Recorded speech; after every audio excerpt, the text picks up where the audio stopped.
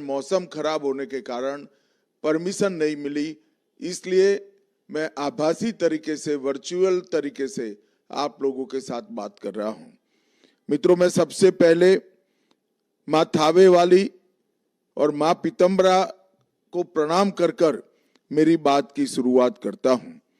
बिहार के लाल स्वर्गस्थ भिखारी ठाकुर जी को भी प्रणाम करता हूं।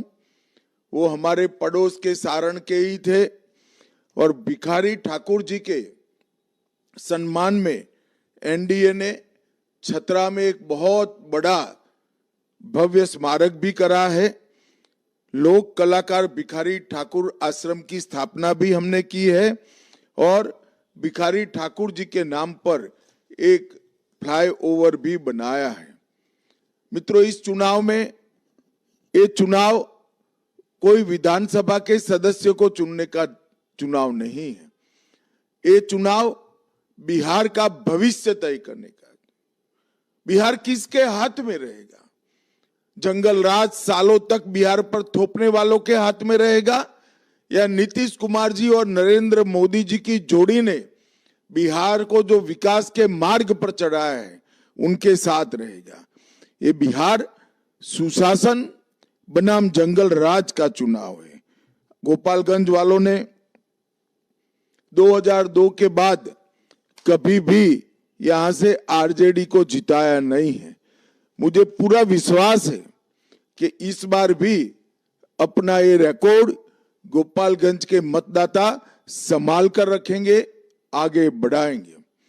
अभी हमने कल हमारा घोषणा पत्र जारी किया है। ढेर सारे बिहार के विकास की ब्लूप्रिंट हमने घोषणा पत्र में की है, मगर दो प्रमुख बातें, एक किसानों के लिए और एक माताओं के लिए मैं रिपीट करना चाहता हूं, दोहराना चाहता हूं। सबसे पहले अभी अभी जो 1,41,00,000 जीविका दीदी को नरेंद्र मोदी जी और नीतीश कुमार जी ने इनके बैंक अकाउंट में 10,000 रुपया ट्रांसफर करा है, वो सभी जीविका दीदी को 2 लाख तक की अमाउंट उनके बैंक अकाउंट में हम अलग अलग तरीके से भेजेंगे। और दूसरा, मोदी जी 87 लाख किसानों को 6,000 रुपया प्रति साल देते हैं। अब आप एनडीए सरकार बनाने के बाद ये 6,000 में 3,000 रुपया एनडीए सरकार बिहार की भी जोड़ेगी और 6,000 की जगह 9,000 रुपया मिलेगा। भाइयों बहनों, 87 लाख